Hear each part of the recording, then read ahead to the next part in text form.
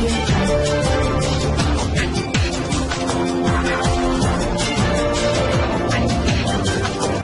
भारत, केवल खबरें और कुछ नहीं।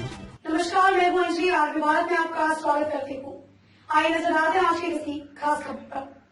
भारत मां की रक्षा में तैनात जवान नवीन कुमार अपनी मां की जान बचाने को लेकर बिहार सरकार से कर रखा है फरियाद। जी हां, 9 महीने अपने गर्भ में रखकर फौलादी बेटे को भारत मां की सेवा में भेज दिया गया, लेकिन आज फौलादी बेटे को जन्म देने वाली मां खुद ही जिंदगी और मौत से जंग लड़ने को मजबूर है। देश के लिए शहीद हुए जवानों के लिए जो लोगों का सैलाब सड़कों पर उमड़ता है, लेकिन आज एक जाबाज की बातों को सुनकर मदद के लिए सैलाब सड़कों पर उमड़ेगा क्या? अगर फौजी की मदद को लोग उमड़ते हैं, इसका मतलब हिंदुस्तानियों के दिल में देश के रक्षकों के लिए बहुत प्यार और सम्मान है। बात करते हैं मुजफ्फरपुर के एक फौजी बेटे की, जिन्होंने अपनी मां की जान बचाने और सही इलाज कराने के लिए प्रदेश के शासन प्रशासन सहित स्वयंसेवी संस्थाओं से मदद की गुहार लगाई है। यानी देखना यह है कि मातृभूमि की रक्षा करने वाले वीर जाबाज की मां की रक्षा बिहार कर पाता है या नहीं।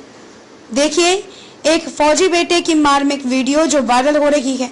आपकी आंखों में भी आंसू छलक पड़ेंगे। इनकी पीड़ा को सुनकर आरपी भारत ऐसे जाबाजों की कद्र करता है जो देश की रक्षा में अड़िग रहकर भी अपनी जननी मां के जीवन को बचाने की भीख बिहार सरकार से मांग रखा है। आरपी भारत के लिए मुजफ्फरपुर से नवीन कुमार ओझा की रिपोर्ट। जय हिंद साथियों, मेरा नाम नवीन कुमार है। मैं बॉर्डर सिक्योरिटी फोर्स में सब इंस्पेक्टर मिनिस्ट्रियल के पोस्ट पर ईस्टर्न जोन में पोस्टेड हूँ। सिक्योरिटी रीजन से मैं अपना एग्जैक्ट लोकेशन यहाँ पे शेयर नहीं कर पा रहा हूँ। साथियों, वर्तमान समय में मेरी तैनाती अंतर्राष्ट्रीय बॉर्डर पर है और यहाँ से बार बार घर की समस्या के समाधान के लिए छुट्टी आ पाना संभव नहीं हो पाता है। ये मेरी समस्या नहीं, किसी भी जवान की समस्या है, या यूं कहे कि यह समस्या नहीं है, ये उसका कर्तव्य ही है। साथियों, मैं बिहार मुजफ्फरपुर जिला के पताही नारायणपुर गांव का निवासी हूं। वहां पे एक छोटा सा मोहल्ला है रामचरित्र नगर। वहां पे मेरे बुजुर्ग माता पिता रहते हैं। मेरे पिताजी की आयु 70 वर्ष है। मेरी माता भी 60-65 वर्ष की बीच में है। उनके साथ मेरा छोटा भाई रहता है जो उनकी देखरेख करता है और उनकी सेवा करता है। पिछले कुछ दिनों से साथियों, मेरी माँ बहुत ज्यादा बीमार चल रही हैं। उनके हाथ, पांव, कमर, पीठ सब में बहुत तेज दर्द है। दर्द का आलम यह है कि वो अभी करवट भी ठीक से नहीं बदल पाती हैं। चलना भी मुश्किल हो रखा है। पिताजी अपनी अवस्था के कारण कोई मूवमेंट नहीं कर पाते हैं, ज्यादा दूर तक नहीं चल पाते हैं। छोटा भाई जो कि काफी ही सीधा साधा है, जितना उससे सक्षम हो पाता है वो बारीक देखभाल करता है। जो अपने शरीर से हो पाता है वो माँ की सेवा भी करता है। लेकिन मेरी माँ को अभी सेवा के साथ साथ डॉक्टर के इलाज की भी जरूरत है। अब साथियों, प्रश्न ये उठता है कि इलाज कराने के लिए ये वीडियो बनाने की क्या जरूरत है? तो ये मेरी लाचारी है। आज आलम यह है कि मैं अपनी माँ को इलाज कराने के लिए किसी नाते रिश्तेदार से भी आग्रह नहीं कर सकता। सामान्य दिन रहता तो कोई पड़ोसी भी आके इलाज कर देते हैं, जो संभव होता है वो मदद करते हैं। लेकिन आज स्थिति यह है कि मेरे मोहल्ला में 3 से 4 फीट पानी भरा है। सड़क, नाला, खेत खलिहान सब एक बराबर है। पानी निकासी का कोई उपाय अभी तक वहां पे नहीं हो पाया है। कोई गाड़ी या एम्बुलेंस या डॉक्टर या कोई भी नाता रिश्तेदार जो चाहे भी कि वो मेरी मदद कर सके तो मेरे घर तक नहीं जा सकता। और ये समस्या केवल मेरे घर की नहीं है, पूरे मोहल्ले की हो गई है। किसी के घर में बाहर से कोई कनेक्टिविटी नहीं है। तो फिर मैं क्या करूं? एक फौजी जो अंतर्राष्ट्रीय बॉर्डर पर अपने मातृभूमि की रक्षा कर रहा है, वो अपने जन्म देने वाली माता को तड़पता हुआ छोड़ दे? नहीं चाहते हुए भी ये वीडियो आज मैं बना रहा हूं। सुना है सोशल मीडिया में बहुत ज्यादा ताकत है, लोगों का मदद भी होता है। शायद यही एक आशा मेरे पास है, जिसके लिए मैं इस वीडियो के माध्यम से आप सभी के पास आ रहा हूं। कई हुक्मरान वहां पे मोहल्ला में गए भी थे, सुना है शासन प्रशासन के लोग भी गए थे, लेकिन सबने मोहल्ला वासियों के इस परिस्थिति पर अफसोस जताकर तथा कुछ उचित कार्रवाई करेंगे इस तरीके का आश्वासन देकर उन्होंने अपनी जिम्मेवारी का निर्वहन कर लिया है। सब कुछ हो गया है, नहीं हुआ तो केवल यह कि पानी बाहर नहीं जा सका, वो जहां है वहीं है और वो सरकर हमारे सरे गले सिस्टम को वहां पे उनका पोल खोल रहा है। पानी आ तो रहा है पर जाए कहां? मोहल्ला वाले चाह कर भी अकेले इस समस्या का समाधान नहीं कर सकते जब तक इसमें प्रशासन इन्वॉल्व नहीं होगा और उनकी मदद नहीं की जाएगी। हर कोई विवश है और इसी व्यवस्था में आज मेरी माँ भी लाचार है। सब कुछ होते हुए, सारे नाते रिश्तेदार परिवार होते हुए भी एक डॉक्टर तक मुहैया उसको नहीं कराया जा सकता। साथियों, अगर मेरी माँ को कुछ हुआ तो इस पूरे का जिम्मेवार वहां का सिस्टम होगा। वो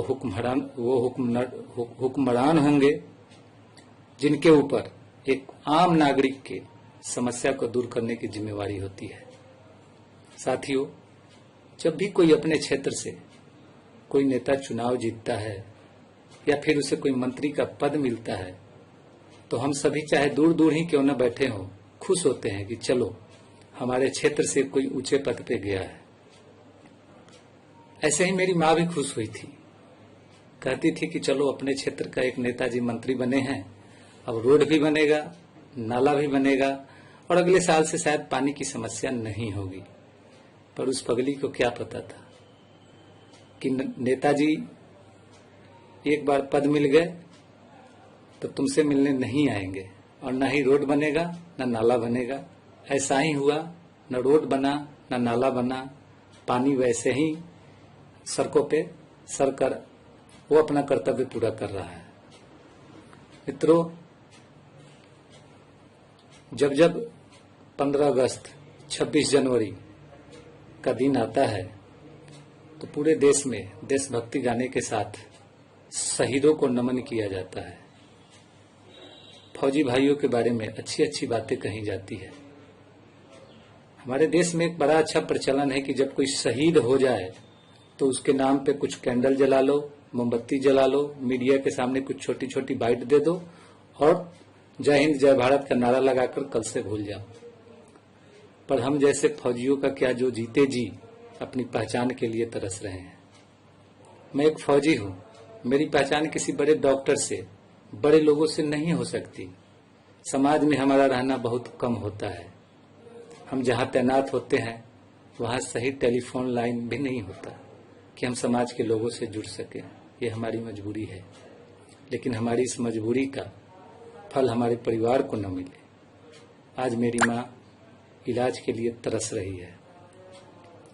सुना है कई एनजीओ जो अच्छे काम करने के लिए जानी जाती हैं। अगर ये वीडियो किसी माध्यम से उन तक पहुंचता है तो आप सभी से मेरा ये विनती है कि कोई अच्छे डॉक्टर, कोई अच्छे वॉलंटियर या ब्लड टेस्ट करने वाले, जो लोग, जो भी पॉसिबल हो, अगर वो गंदे पानी में घुसकर कुछ करना चाहते हैं तो कृपया आप सभी मेरी माँ तक मदद पहुंचाएं, उनका इलाज कराएं। मैं आप सभी को यह आश्वासन देना चाहता हूं कि आप जन्म देने वाली मेरी माँ की रक्षा करिए और मैं इस मातृभूमि की रक्षा जैसे पहले से करता रहा हूं वैसे ही करता रहूंगा। हमें मातृभूमि की रक्षा के लिए हम एक बार भी नहीं सोचते हैं कि हमें अपनी जान देनी या दुश्मन की जान लेनी होगी। तो फिर मेरी माँ की रक्षा की जिम्मेवारी भी आप सभी को लेनी होगी। मैं मजबूर हूं, मैं अभी नहीं पहुंच सकता, लेकिन जो वहां लोग बैठे हैं वो मजबूर नहीं है। आप सभी से मेरी विनती है, एक आग्रह है कि मेरी माँ को प्लीज जो भी हो सके जल्द से जल्द इलाज दें। साथियों, जब हम भर्ती हुए थे तो हमें कहा जाता है कि एक फौजी साधारण इंसान नहीं होता, एक फौजी फौलादी होता है और उसे अपने निजी सुख और दुख में, भावनाओं में नहीं बहना चाहिए। ये सही है साथियों, मैं अपने निजी दुख के कारण रो नहीं सकता क्योंकि मैं एक फौजी हूं, लेकिन मेरा एक और परिचय है। मैं एक माँ का बेटा भी हूँ, जिस माँ ने मुझे अपने गर्भ में रखा, इतने कष्ट से पाला। आज जब उसके कष्ट को दूर करने की जिम्मेवारी है मेरी, तो मैं मातृभूमि की रक्षा के लिए यहाँ तैनात हूँ। कैसे इस मन को समझाऊं कि तू मत रो। मैं आंसू तो नहीं गिरा सकता, मैं रो नहीं सकता, क्योंकि इस वर्दी पे आंसू शोभा नहीं देता। लेकिन इस हृदय में जो दर्द की तूफान उठ रही है, उसे मैं कैसे समझाऊं, उसे क्या कहूं। खैर साथियों, इन्हीं शब्दों के साथ कि इस वीडियो के माध्यम से मेरी मां को इलाज पहुंचेगा, और अगर ये वीडियो हुक्मरानों तक पहुंचता है, शासन प्रशासन तक पहुंचता है, तो जल्द से जल्द मोहल्ला से, उस एरिया से पानी निकालने की उचित कार्रवाई करेंगे। अगर उनके अंदर एक फौजी के प्रति थोड़ी भी इज्जत की भावना है, तो जल्द से जल्द उस मोहल्ला का भ्रमण करेंगे। हालांकि भ्रमण उन्होंने पहले भी किया है, एक बार फिर से भ्रमण करने का कष्ट करेंगे, और इस बार पानी निकालने की भी व्यवस्था करेंगे। आश्वासन केवल नहीं देंगे। इन्हीं आशा के साथ कि मेरी मां का इलाज भी होगा और वहां का पानी भी निकलेगा, मैं आप सभी को धन्यवाद देता हूं कि मेरी इस वीडियो को आप सभी ने पूरा सुना। आशा करता हूं कि इस वीडियो के माध्यम से मेरी मां तक इलाज पहुंचेगा। जय हिंद, जय भारत।